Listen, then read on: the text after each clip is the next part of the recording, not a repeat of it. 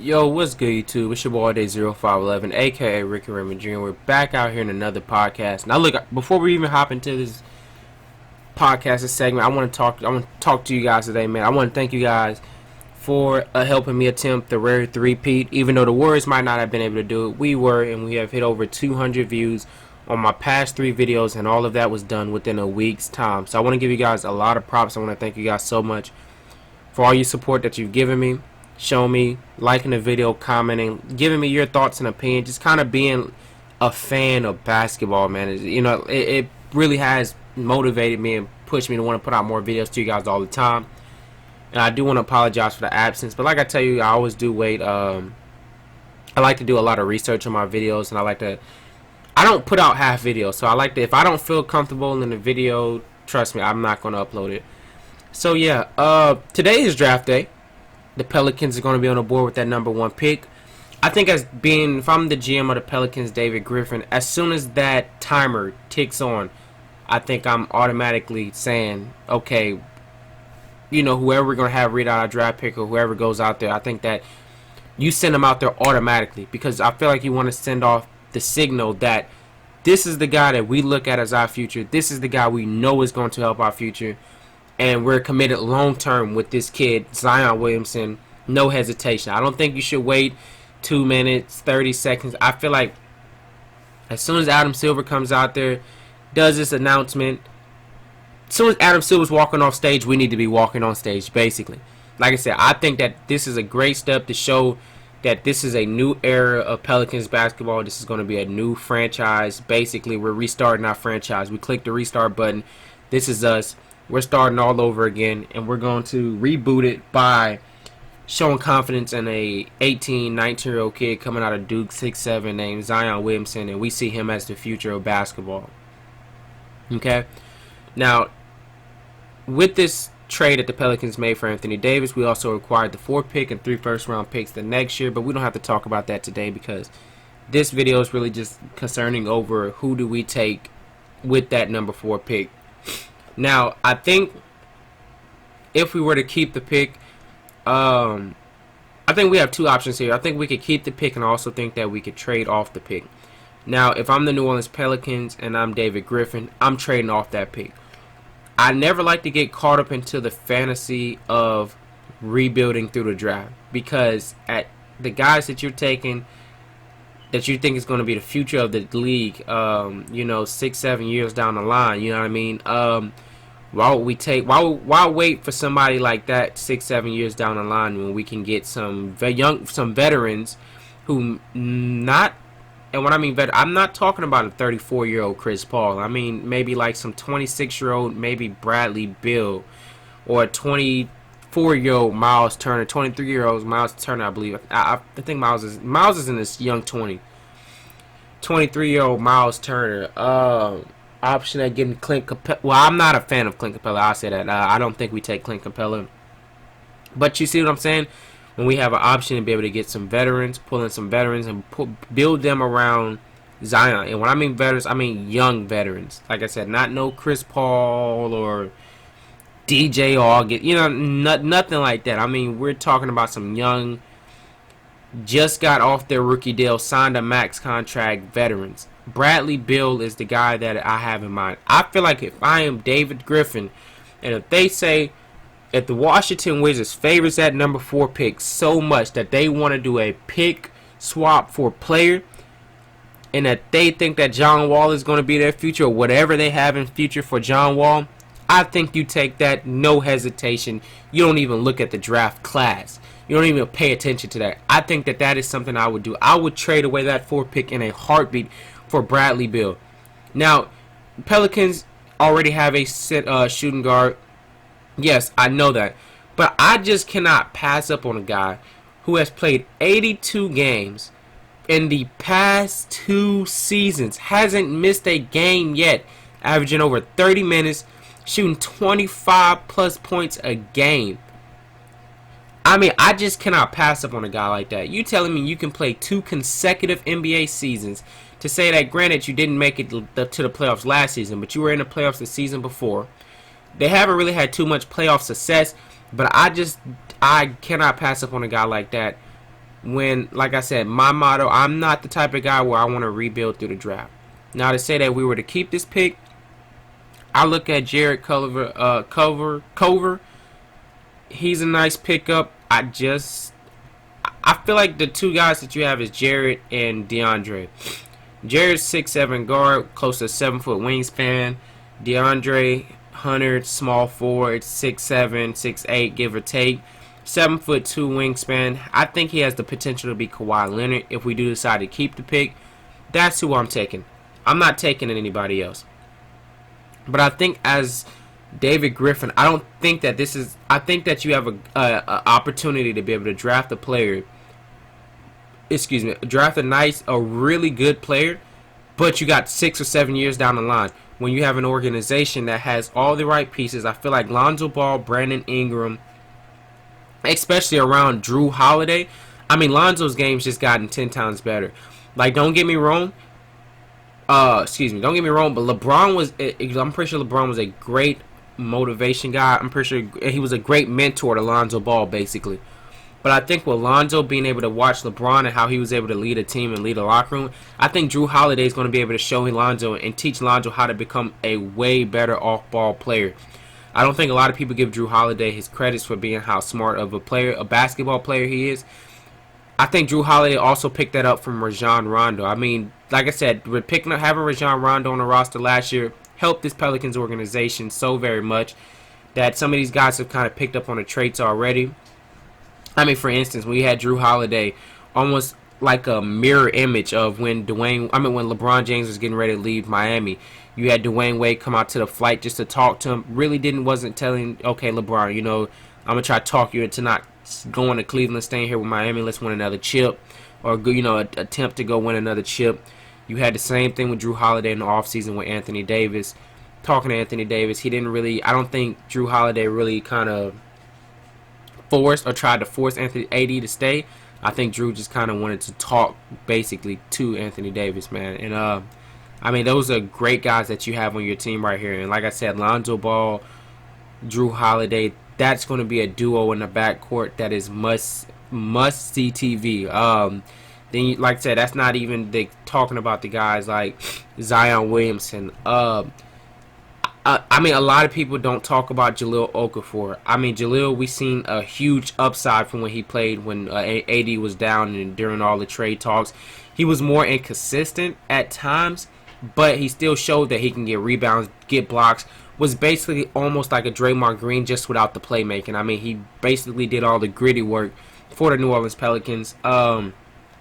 And I mean, if Jahlil could develop a 40 plus 3% shooting from the field, I think that Jahlil could definitely see himself staying on the New Orleans Pelicans and maybe even getting a decent contract. Maybe not a max, but a decent size contract. So, like I said, we're back at this part where we have the number 4 pick with David Griffin. The clock has rolled on. Like I said, if you have an opportunity to be able to get Bradley Beal or another established veteran, I think that's what you need to do. I think you need to add another veteran to this team. Your roster is already young. I feel like you got guys like E'Twaun Moore, Darius Miller. You got guys that focus on everything on here. I think you got guys that can teach players, okay, this is how you play off ball as a shooter. I think that those Darius Miller and E'Twaun Moore can definitely grow Josh Hart into a really well shooter, a really great shooter. You've got Lonzo Ball. Like I said, I'm a huge Lonzo Ball fan, man. Not because I believe in the get all 3 Ball brothers to hold all that. I'm not a fan of that. But I definitely think that we could build something special here around the 3 brothers. Let me not say that, the 3 brothers. I signed LiAngelo Ball to the Summer League team. That's a whole separate video. But I just signed LiAngelo Ball to the Summer League team just to keep him happy, see what he does. And who knows, maybe he surprises us, but it's not like we're losing anything. So you got a young team like that with Brandon Ingram running small forward. Brandon Ingram be able to playmate. I think you're able to get another established veteran to go around Lonzo. You got Drew Holiday is going to be mentoring Lonzo. You've got, like I said, Darius Miller, E'Twaun Moore mentoring Josh Hart, and then you've got Brandon Ingram. I think Brandon Ingram is going to be shaped and molded by Alvin Gentry. I think Brandon Ingram's almost going to be like Alvin Gentry's son that he's never had. So I mean, you got a really non-toxic, healthy organization. You was able to save 3 young guys from whether you like it or not, you're a Lakers fan or not. We all know that the Lakers organization is in shambles. I mean, front office to everything. It's so many questions and not enough answers. Okay. So I think that you're able to take those guys out of that situation, out of a bigger market, which might be good for them because it gives them an opportunity to be able to focus on basketball. They can pretty much develop their craft. They don't have to worry about walking into Hollywood and all the light stars, cameras. I think that in New Orleans, that gives them an opportunity to come out here, play ball, and that's why we need another veteran to come in and shape these guys and build around the core. And I think that we have a team that can start competing off rip. I think that the Pelicans can definitely fight for a 6th seed, push to the 2nd round of the playoffs. I think that the 1st and 2nd seed next season goes to Denver and to Portland, whatever order you take, your choice. But that's a different video for another time. You going into the off season, you can get a guy like maybe Vucevic. Now I'm not too big on Darius Miller and Etuan Moore. I just kind of listed those guys just to say what we have now. But I think if you get an option to get Bradley Beal, I think you have to shoot it. I don't think that there's the assets that are not. I don't think you trade anybody. I think the only people you're giving up for Bradley Beal or money options, you're basically putting up Etuan or Solomon or Darius Miller on the block just to trade out the money so the money all fits right, etc. I think the Pelicans need to watch the salary cap. And I also think that the Pelicans can definitely go out and get another free agent this offseason. I think the Pelicans created one of those 3rd-tier free agents. Like, look, if I'm David Griffin, I'm sitting down with the people myself. I'm giving them, basically 3rd-tier free agents like Kemba, Tobias Harris, Vucevic, especially Vucevic, Al Horford now on the market. I think if I'm David Griffin, what I'm putting on the table is I'm telling you, look, and this is to any of those guys. Look, I've got a young core here. I've got a team that is put well together. We're just missing that one piece. I'm giving you the option to be able to come into a small market. Yes, the ratings or the views might not be here, but now we've got a guy like Zion Williamson. We've also got Lonzo Ball, which whether you like him or not, man, the youngest Ball brother is still a hype player in America right now. He's still really well talked about. LeVar Ball is always in the media. Recently, more positive stuff, and hopefully it can stay that way. You've got that type of media attention. You got that type of coverage. You're not having the problem that the Lakers are having with ex-basketball representatives coming out and saying, oh yeah, this is in shambles and this is people talking behind. You don't have all that. You don't have all that drama. You have an option to be able to come in here, you put in the work, you play ball, you get paid, we win games, we go to the playoffs, we have a chance to compete. You don't have to worry about the lights, camera, you don't have to worry about all that extra stuff. New Orleans fans are not toxic. You don't have that situation where you have maybe, let's be honest, Philadelphia. You have some of the worst fans. Not worst fans, but you have some of the most. The fans can turn on you in a second. For instance, that famous moment where they were losing in that halftime, Santa Claus came on the court and the Philadelphia fans booed Santa Claus. You don't have that here. And you have an option when it's all said and done, whether we make it to the conference finals, you'll be able to be one of the first people of this organization to be able to make it to the conference finals. I'll pull it up to the banners. I'm telling you that your number can be up there retired 3-4 years from now. Well, not 3-4 years from now, but maybe 10 years from now, your hard work will never be forgotten. That you was able to get us a conference finals banner on that Raptor right there. You'll be the first player you'll be on one of the first teams to ever do it for the Pelicans, and it will be many more teams. I'm telling them like that. I'm giving you the option to be almost the Drew Brees for the Pelicans. You might not be as big as Drew Brees, but just know as a Pelican, you will never have to worry about, like for Drew Brees will never have to worry about going bankrupt. He's always going to have a house. He's always going to have a food. Drew Brees can go anywhere, and he will not get handed a bill. Drew Brees has been held as a GOAT of the city. In about 10, 15 years from now, there's going to be a petition. You know what? Next year is going to be a petition to put a statue out of Drew Brees out there in front of the Superdome. I'm giving you an option to come play with a young group of guys, talented, promise you group of guys, to come play with us and compete for a title and come win a championship without all the nonsense. We're just here to play basketball, and we're here to make this decision. If I'm David Griffin, that's what I'm offering on the table.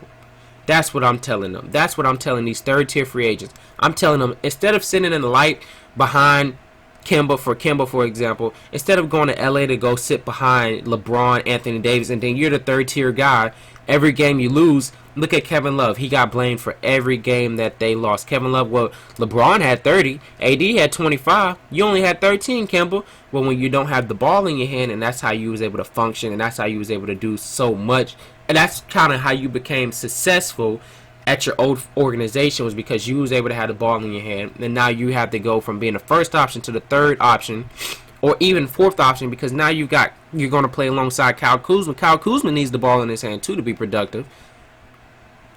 So instead of being a third tier guy, I'm giving being that wing that in the shadows, I'm giving you an option to come to the light. I'm giving you an option to come show these people, show everybody basically how slept on you have been.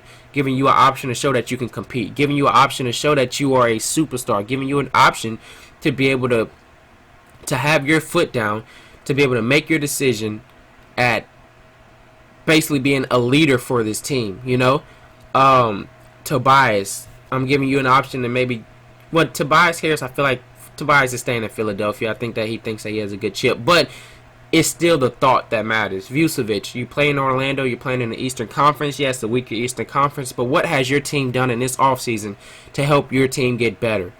You got Markelle Fultz. Okay, congratulations. Do you really feel like you guys have a chance to compete next season? Do you really feel like you guys will even be able to make the playoffs, to say that you squeaked in this season? Is that how you feel about your team? Or do I give you an option to come over here play for the West when we got some young promising guys around you and we're only getting better? We have the assets for next season to be able to trade off for some more maybe younger veteran, or just trade. We basically have everything. We have a plan. I'm giving them our business plan. I'm giving them where we're going to be at from 5 years from now. I'm giving them where we're going to be at from 10 years from now. And I think that if David Griffin comes out that way, if David Griffin does this, if David Griffin does everything perfectly, I think that the Pelicans have a real shot at being contenders this offseason. I think that the Pelicans have a really good chance at going to the second round conference finals of the playoffs next season. To say that there's no injuries, we have that developed team, we have a bench already, we have an option, we have a chance to have a winning season. And then now you have an option to be able to prove so many people wrong. You have an option to also get back at Anthony Davis. The way everything happened. You never had a problem out of AD except until the end when he signed with Clutch Sports. Then all this nonsense and public, everything just went downhill from here. You have an option to show the guy that, we have a young core team. You're supposed to be one of the greatest power forwards ever. You got people comparing that you're going to take over Tim Duncan's spot one day. Now, I'm not taking away from AD. AD is an amazing player. Let me say this now. But your injuries is what killed us. Now we got guys that's playing 70, 75 games, 80 games in a season. Our defense is ranked top 5 in the league. We have a young group of guys, not too much salary cap money, to say that even if we signed another superstar now, later in the future, if we let go of Darius Miller, E'Twaun Moore, we got almost close to $20 million to go get another a mid-level superstar.